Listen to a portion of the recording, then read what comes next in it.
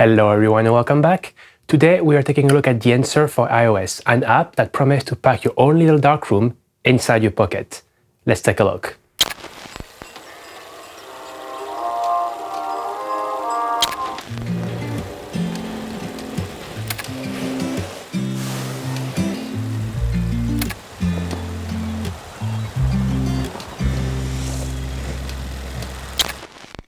I love taking pictures with my iPhone. It's the perfect camera because it's the camera that's always with you. However, I often struggle with how an image shot on an iPhone always looks like it was shot well on a phone and not on an actual camera. And despite Apple enhancing their camera each year, they are still bound by the limitations of what a small smartphone sensor can produce. So smartphone manufacturers created powerful computational algorithms to counter these hardware limitations. And what they do is that they merge several exposures to get the optimum exposure, color, and sharpness. But sometimes that overprocessing can be a bit jarring, and I often use a mist filter to reduce the over-sharpness of an iPhone image. But it's not the most convenient solutions, as I need to constantly mount the filter and an adapter on top of my phone. On top of that, since I shoot a lot of film, I often try to match a film aesthetic with my digital work, whether it was shot on the iPhone or one of my mirrorless camera. Over the years, I've tried several editing apps on my phone to replicate the magnetism of film with my iPhone images. From VS Code to the unfortunate discontinued Filmborn, film emulation apps are a great way to dodge the smartphone look out of your pictures. And a few months ago, I discovered yet a new app based on a film emulation plugin I used in DaVinci Resolve called Dehancer.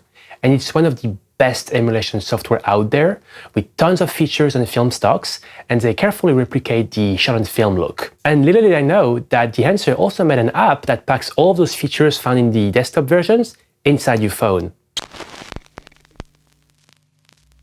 For those of you that don't know, Dehancer is a company that specializes in film emulation software for both filmmaking and photography. Like most film emulation apps or plugins, Dehancer promises to replicate the sought-after shot on film look with your digital work. But here's the thing, Dehancer took it a step further than the competition, because usually most film app emulations will craft presets that replicate the colors and the contrast of film, and on top of that you add a grain overlay. However, film has many more characteristics than simply colors and tones, since the way a film stock captures light is quite different from a digital sensor. So the team at Dehancer spent several years carefully replicating all of those unique film characteristics and delivering them throughout their products. By the way, now is probably a good time to mention that this video isn't sponsored by Dehancer. I bought a subscription for a month to try out the app. Dehancer for iOS is available for iPhones and iPad, and I'll jump on my iPad in a few moments to show you how I edit some pictures. Here's a few things before we start though. Dehancer suggests working with the raw files for the maximum latitude when editing.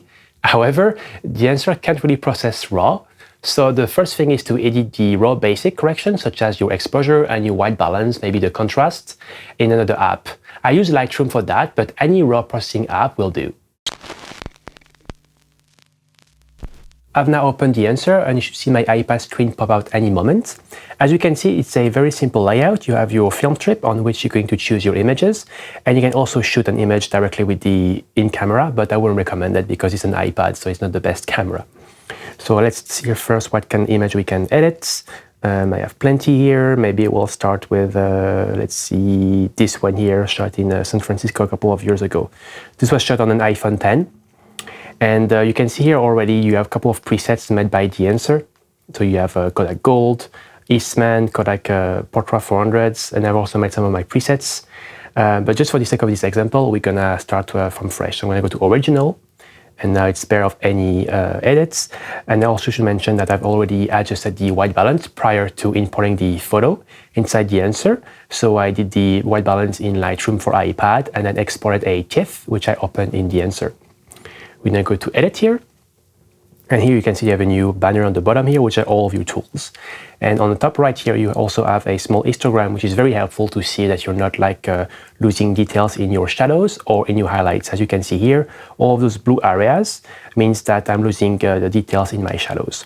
So first we're going to start at the source, and this is where you would change your exposure, temperature composition, and tint compositions if you haven't used another app to set your white balance prior, but I'm going to leave those as is. The only thing I'm going to apply is the fringe because it's going to be important for a couple of those tools later on if you haven't applied it before. Next, we're going to go to film, and this is where the fun begins because now you can choose a different film stock, and you can see there is so many of them. I don't know why, there they are. There's like Fujifilm, Ilford, Kodak. You also have motion picture films. There's so many, so it's often so difficult to choose one. I think for this one, I'm gonna go with a simple one, and I'm gonna choose Kodak Portra 160. Here you can push the image if you wish, so it's like pushing or pulling a film. So what pushing does is basically, if you don't know, is if you have a roll of Kodak Portra 400, for example, you would set it to 200 ISO and shoot at 200 ISO, which means you are under developing it.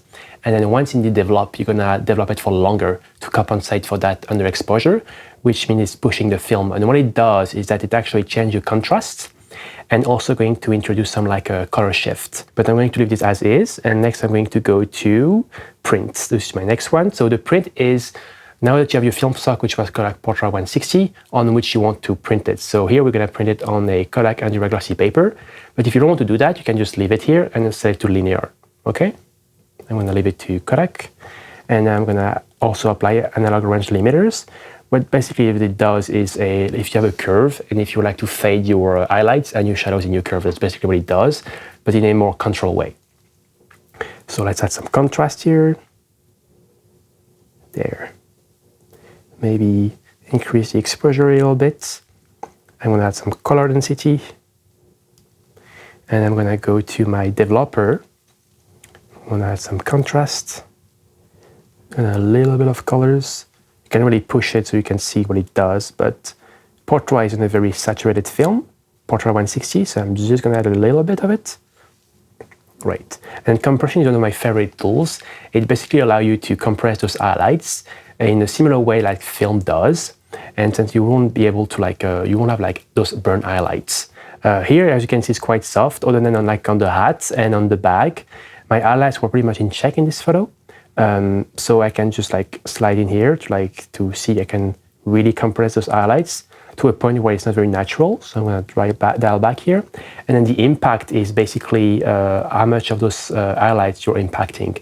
You can see this as a mask for your luminosity, for example. Okay, and constantly what I'm doing is I'm pushing on the image to see the before and after. See? So simply by adding the image in Dehancers, I was able to recover some of those highlights on the bag and on the hat, as well as those shadows here in the rock. Really nice. And the expand tool is what you would use most of the time between all of those tools to really add more whites to your images. So that's going to push the contrast towards the whites and the black point. And you can also use that to recover. You can see my histogram here, what I'm doing. I'm fading it to a point where it's not very natural. But I'm going to leave it back here. And then I don't think I'm going to change the white point here too much because I'm going to burn on the bag. And I really like the exposure of the images. Next, we have the color head, which is, it's actually quite a funny tool. It's based on a color enlargers for photos. And you could see it almost as your split toning, but it's a bit more complex. And if you just want to use the split toning, what you could do is just use the preserve exposure. As you can see, it's set to 100 here. You will leave that set at 100, and then you can just start adding maybe some warmth into your shadows, and then you would compensate with the two other channel here, see? Exactly. But what I really enjoy what the preserve exposure to 0, because what it does is that it's more carefully replicates how an enlarger would work and how you would use those different heads, those color heads. But I can see though here that it's kind of burning my shadow, so maybe I will leave it to 50%. And then I'm going to add a bit more warmth, because Kodak is usually warm stock. Not so much magenta here. And then about there. Wonderful. Next, we have the film grain. So it's as it's called, it's film grain, and it's not simply a overlay. It's really, they use an algorithm. So I don't know if they use the algorithm on the app. I know they do on the plugins for DaVinci Resolve, Final Cut Pro, and it's some of the most beautiful grain emulation I've seen. And you have different presets here you can use that replicate the different size of the film, so 8mm, 16mm, 35mm. Since it's a iPhone shot, I want really fine grain because the image doesn't have much pixels, and so I'm gonna go probably with like 65, maybe 65mm 50 ISO. And you're more than welcome to customize those profiles. Here you can see on the bottom I have custom, and you can add more customizations here. So for example, resolutions is basically the resolution of your images. If you want the image to be softer, you can drag it down. But if you want to keep the sharpness of your iPhone shot, of your images, you can set it to 100 and then just add a bit more grain on top of it. I think it was around there. And you can also zoom in to see what it does, right? So I really like how thin the grain here. I don't know if you can see.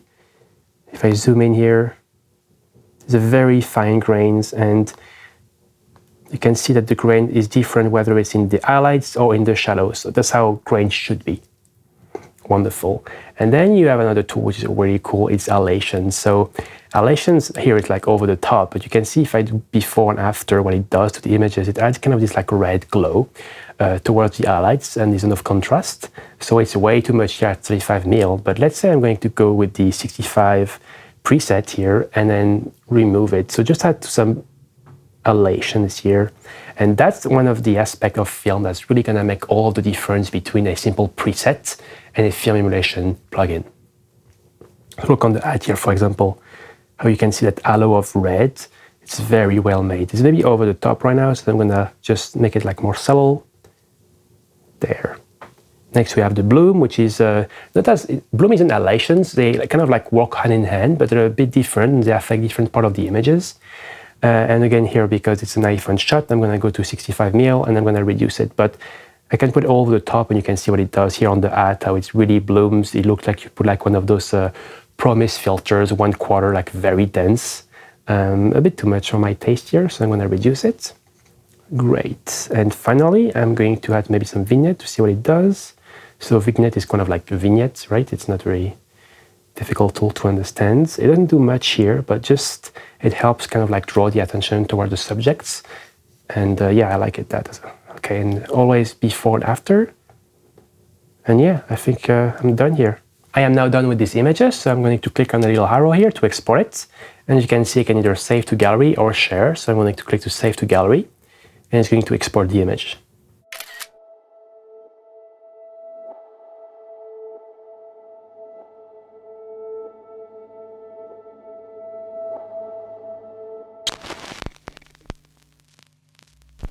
So far, I've only used Dehancer to edit images, but the great thing about Dehancer for iOS is that it also works with video files.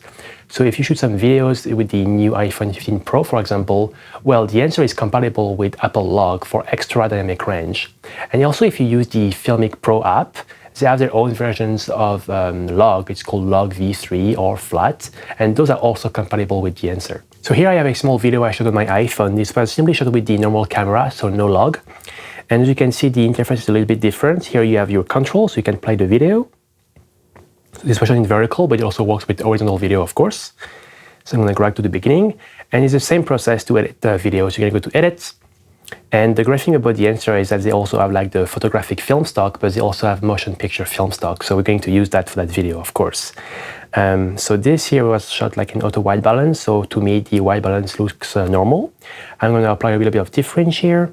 And then I'm going to go to film, and I'm going to look for a maybe, let's see if they have Kodak. You can see there's lots of Kodaks here. Let's look for one of the, yeah, so you have 200T, you have 250D, 50D. Let's see if we can shoot maybe 250D here. It has a lot of blue, which is normal. So next we're going to go to our print, and we're going to add here the output, which is the film prints. And I'm going to use the legendary Kodak 2383 film print here, and already kind of like remove that kind of like silent base.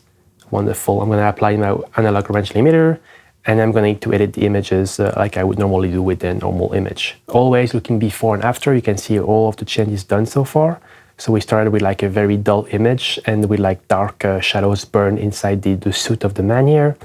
And here you have like already like what we've done so far. So it's a really nice look. There are two new tools only made for videos, which is called Film Breath and Gate Weave.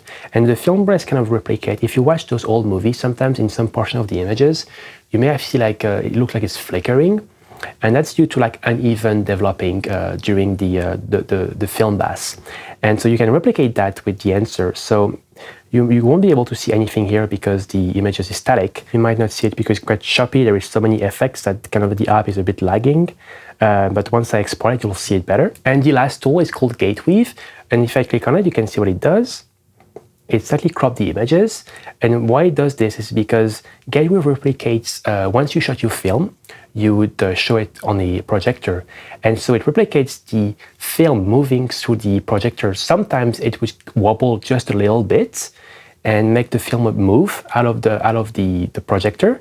And that tool replicates this. And it's another one of those tiny little things that makes all of the difference when it comes to replicating film with digital work. So let's export it. It's going to take a bit of time. You can see you can export in full res, 1080p or 720. This was shot in the 4K. So I'm going to click full res. And now you just have to wait. It can take a little bit more time because it's a video files. But once it's there, you might see it.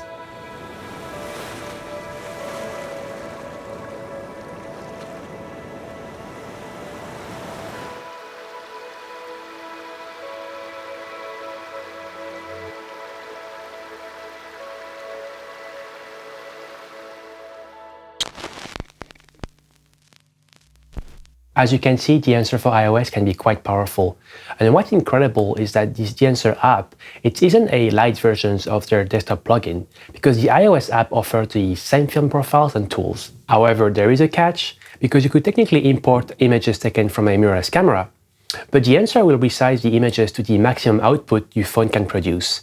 For example, my iPhone 13 Pro has a sensor of 12 megapixels, so that will be the maximum output. And Dehancer states that this is apparently a limitation of iOS. The second limitation is that while Dehancer is technically compatible with RAW files, they need to be processed before adding them to the app. But Dehancer has mentioned that they hope to add RAW processing in a future update. Another interesting feature would be to see a live preview of film presets when using the in-app camera, like Machine Lab Filmborn used to do. For example, you choose Kodak Tri-X 400s, and through the viewfinders you can see the Tri-X emulation. The other thing is that there are no ways of making local edits, and this would be another good feature to implement. While I don't expect heavy masking such as you can find in Lightroom, a brush mask mimicking the dodge and burn would be a nice addition to this toolkit. It will also be nice to have a better integrations between the Dehancer app and the photo app. For example, having the ability to set a non-destructive workflow, so you would send the images from the photo app to Dehancer, do the edits, and then it would be sent back to the photo app through a round trip. Unfortunately, not many apps use this feature, which basically allows an app to act as a plugin within iOS. I would also love to see a gallery within the app to compare images from a similar series, and having the ability to import several images at once, make batch edits and export several images at once would be a big plus for the Dehancer app. Like most Dehancer products, you can download the app for free to try all of the features. However, there is a watermark, so you'll need to purchase a subscriptions to be able to export the images on Dehancer for iOS. You have two options, lifetime license or subscriptions, which are weekly, monthly, and annual. 1 week costs $7.99, 1 month is $12.99, and 1 year is $119. And if you want the lifetime license, it's going to cost you $499. So it's pretty expensive for an iOS app. And the higher price is most likely due to the app using the same powerful tools available in the desktop plugins and all of the research and development that went into it. But since you cannot work on high-resolution images from a mirrorless camera, while it can be quite difficult for most to justify $499 for a lifetime license, it could, however, find an audience if Dehancer found a way to integrate its tools inside the iPad versions of DaVinci Resolve and Final Cut Pro. As a comparison, the most popular app for film emulation on iOS, VSCO, which I call Vesco, has a membership that costs $39.99 annually, and with that you can access all of the premium presets inspired by film stock. So it's quite a difference. VSCO is also available for free, and you can import and edit RAW files, and if you have the subscriptions, you can also work on video files. But I found the tools not as precise as those found in Dehancer. And on top of that, VS Code cannot replicate bloom or halation. So we recommend Dehancer for iOS to photographers and content creators producing most of their work with their iOS device. And they also want to replicate the shot on film look with their iPhone images and videos. In the end, the quality of the tools featured in the Dehancer app is outstanding, and it's one of the only apps out there able to carefully replicate features such as bloom and halations. However, the app integrations could be improved, and so could be the pricing. I almost think that the Dehancer app should be a lighter version of their desktop plugins to attract more people with a smaller price. The Dehancer iOS app produces some of the best results, but it may be a little bit overkill for simply an iOS app. On the other hand, if you only shoot with an iPhone and perform all of the editing directly on the iOS device, and you want that kind of like analog look, then I think there is no better tool than Dehancer. Dehancer has all of the ingredients to make a great product iOS, and they're this close. They just need to work on optimizations for a mobile workflow that is more integrated and also affordable. That's for me, guys. Thank you for watching. I hope you enjoyed this review of Dehancer for iOS. And if you did, please consider liking and subscribing so I can do more of this video in the future. Bye for now.